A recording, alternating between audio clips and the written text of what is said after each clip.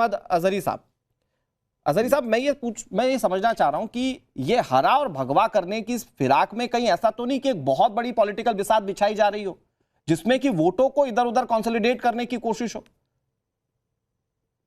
देखिए, आरएसएस और भाजपा की एक जो उसका जो फार्मूला है, तो प्लानिंग है 80 और 20 की जो राजनीति हो देश में, उस तरफ ले जाने की कोशिश है।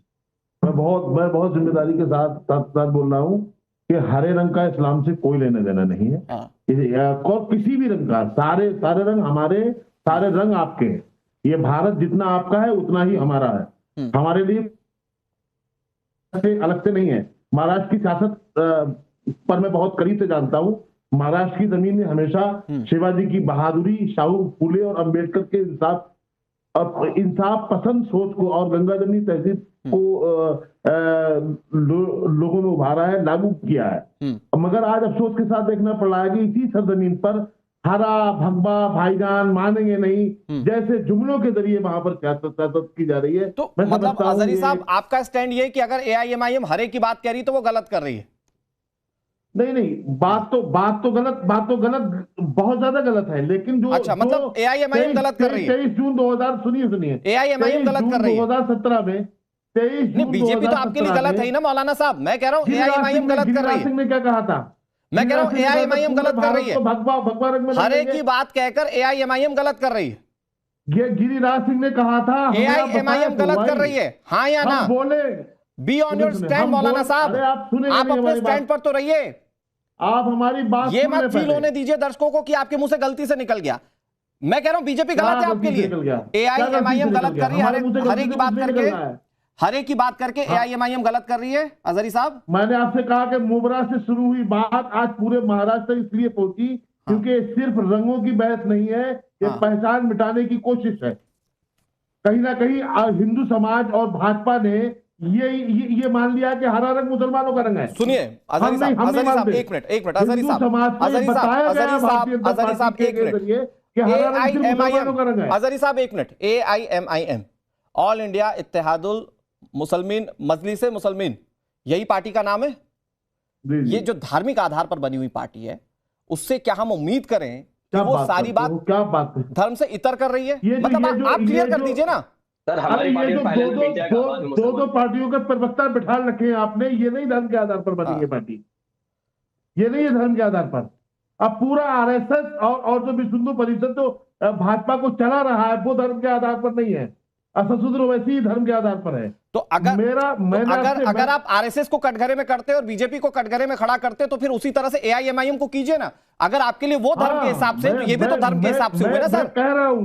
मैं कह रहा हूं उन्होंने कभी कारपोरेशन का चुनाव जीता और भाजपा ने उसको इतना हाईलाइट किया है कि बहुत जल्दी मुसलमानों के दिमाग में ये बात डाल दी जाए कि मुसलमानों के सबसे बड़ी मसीहा यही पार्टी है, ताकि 20 और 80 सैयद जवाद साहब, एक मिनट, हेगड़े साहब मैं आ रहा हूं। सैयद जवाद साहब, तो खेल मतलब बीजेपी और एआईएमआईएम खेल रहे हैं। वो कोशिश ये कर रहे हैं कि बल्लेबाज भी मेरा, गेंदबाज भी मेरा, और मैच जीते तो हम ही जीते। ऐसा कुछ चल रहा है क्या महाराष्ट्र या देश की सियासत में इस वक्त? जी बहुत बहुत धन्यवाद अनुराग भाई, आखिर में वक्त देने के लिए। सभी को मेरा जय हिंद, जय संविधान। वह है एक बड़ा मशहूर शेर है राहत इंदौरी साहब का कि जिधर से निकलो धुआं बिछा दो, जहां भी पहुंचो धमाल कर दो, और सियासत ने तुमको हक दिया है हरी जमीनों को लाल कर दो। देखिए क्या है, तिरंगे की बात कोई नहीं कर रहा। भारत माँ के 4 लाल, हिंदू मुसलमान सिख ईसाई, एक जो है तिरंगे में से भगवा नोच करके लिए जा रहे हैं। एक कह रहे हैं हरा रंग जो है वो हम लोग कर लिए जाएंगे, एक जगह हरा जो है वो बिछा देंगे, एक कह रहे हैं भगवा बिछा देंगे। अरे तिरंगे की बात करो, हमारे देश की बात करो, संविधान की बात करो। अच्छा, तिरंगे के विरोधी लोग, आरएसएस के लोग 52 साल तक जिन्होंने तिरंगे को नहीं एक्सेप्ट करा, तिरंगे को नहीं अपनाया, वो आज जो है बड़ी बात कर रहे हैं भगवे की। यही टीवी स्क्रीन के ऊपर भी लगाया जाता है कि इतने प्रदेश जीत लिए, इतना भगवा हो गया। फिर एमआईएम को दिखाया जा रहा है कि वो जहां से जीतेंगे वो हरा कर देंगे। ये डिवाइड एंड रूल की जो पॉलिटिक्स अंग्रेजों ने स्टार्ट करी थी, वो आज तक देश के अंदर जीवित है, पनप भी रही है, फल फूल रही है। अब तो राजनीति के अंदर खूब फल फूल रही है। बीजेपी के साथ साथ दूसरी पार्टियां भी ये कर रही है, मतलब एआईएमआईएम भी यही कर रही है। देखिए, AIMIM एक लौती मुसलमानों की क़यादत करने वाली पार्टी नहीं है, ना कि उसको बनाई है। और भारतीय जनता पार्टी ना हिंदुओं की पार्टी है, ना उसको सिर्फ हिंदुओं की पार्टी बनाई है। हाँ। ये दोनों ही लोग या जो भी इस तरीके की सियासत कर रहे हैं, आप बताइए कि भगवा सुरक्षित नफीस है। भाई आ रहा हूं। आज बताइए शंकराचार्य के साथ जो बटुक ब्राह्मणों के साथ हो रहा है उत्तर प्रदेश में, क्या हो रहा है बताइए? भगवा सुरक्षित है? भगवाधारी शंकराचार्य वो सुरक्षित नहीं है, और यहां पर देश की अकलें सुरक्षित नहीं है, महिलाएं सुरक्षित नहीं है, देश के युवा सुरक्षित नहीं है, देश के दलित सुरक्षित नहीं है, आदिवासी सुरक्षित नहीं है। कहां सुरक्षा है भाई? कहां देश को ले जाना? मैं समझ रहा हूं सैयद जवाद भाई, असुरक्षा के बीच आप जो बैठे हुए हैं, आपके लिए बहुत मुश्किल हो रहा होगा वहां बैठकर बोलना, मैं समझ रहा हूं। बहुत सब असुरक्षित है और आपकी असुरक्षा को मैं देख सकता हूं टीवी पे कि आप कितने असुरक्षित होकर सारी बात कह रहे हैं। पर मैं आज देश, मैं चाह रहा हूं चूंकि आप पॉलिटिकल एनालिस्ट बैठे हुए, देश के सामने वो सियासत डिकोड कीजिए जहां पर भगवा और हरे की बात की जा रही है। नहीं, देखिए, भगवा और हरे की सियासत मैंने आपसे कही, दो पस मंजर को समझ क्लियर ही नहीं हो रहा है। मतलब ये अगर बीजेपी भगवा की बात करते हुए गलत है तो AIMIM सही कैसे? या तो दोनों ठीक या दोनों गलत, एक लाइन में। सही है जवाद भाई?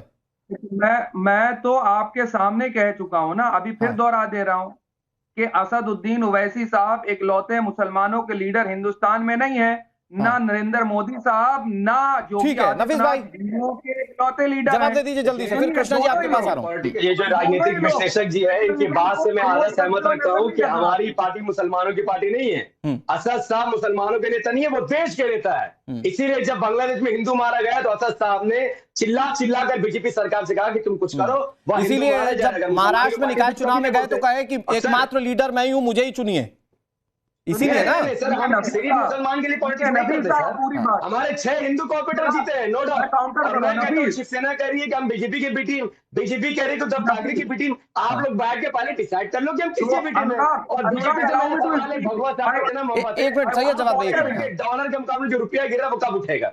हाँ नहीं, वो तो बीजेपी जवाब देगी, लेकिन वो कह रहे हैं कि हरे की सियासत भी ठीक नहीं है। नफीस भाई जल्दी से, क्या दिक्कत है? हमारा संविधान तो ये भी तो सवाल आपसे पूछा जा सकता है ना, आप हरे की बात ही क्यों कर रहे हैं? आप कहिए हम पूरे प्रदेश में पतंग उड़वा देंगे। आपका चुनाव चिन्ह क्या है? आप हरे की बात क्यों कर रहे हैं? सही है जवाब भाई। रिस्पॉन्सिबिलिटी से कह रहा हूं। अनुराग 2014 के बाद, ठीक है, ओके, जल्दी से। सही है जवाब भाई। हाँ तो रुक जाइए, 2014 के बाद जितने एग्रेसिव भाषण भारतीय जनता पार्टी की तरफ से आए, उतने ही एग्रेसिव भाषण AIMIM के लीडर जनाब असदुद्दीन ओवैसी साहब की तरफ से आए। 2014 से पहले इतना बड़ा, ठीक है, नहीं विश्वास पाठक साहब, ये क्या बी टीम लेकर चल रहे हैं क्या AIMIM को? आप ही प्लान कर रहे हैं क्या कि भैया आप हरे की बात कीजिए, हम भगवा की बात करेंगे? विश्वास पाठक जी, हमारी कोई बी टीम नहीं है। भारतीय जनता पार्टी एक राष्ट्रीय पार्टी है। राज्य में जो पार्टियां हमारे विचारों से संबंध रखती है, जो हमारे डेवलपमेंटल एक्टिविटी में आना चाहती है, हम उनके साथ भी टीम अप होते हैं। लेकिन AIMIM हमारी कोई बी टीम नहीं है। इनका जो एजेंडा है अलगाववाद का एजेंडा है, और ये अलगाववाद का एजेंडा धरती पे कभी पूरा नहीं होगा। कृष्णा हेगड़े जी लास्ट 20 सेकंड सर। देखिए MIM में नाम ही मुसलमान है, लेकिन हमारा देखिए NDA national democratic alliance, Bharatiya Janata party भारतीय। और यहाँ पर जो हम बात कर रहे हैं, जितने भी हम RSS के बारे में बात कर, राष्ट्रीय स्वयंसेवक संघ, हमने कभी हिंदू स्वयंसेवक संघ या हिंदू जनता पार्टी ऐसा कुछ नहीं कहा। इनके नाम में ही मुसलमान है। दूसरी बात, हमारे जो स्कीम है, ठीक है सर, लेकिन कुल मिलाकर सवाल ये है कि क्या ये सोची समझी एक सियासत के तहत हो रहा है कि आगामी चुनाव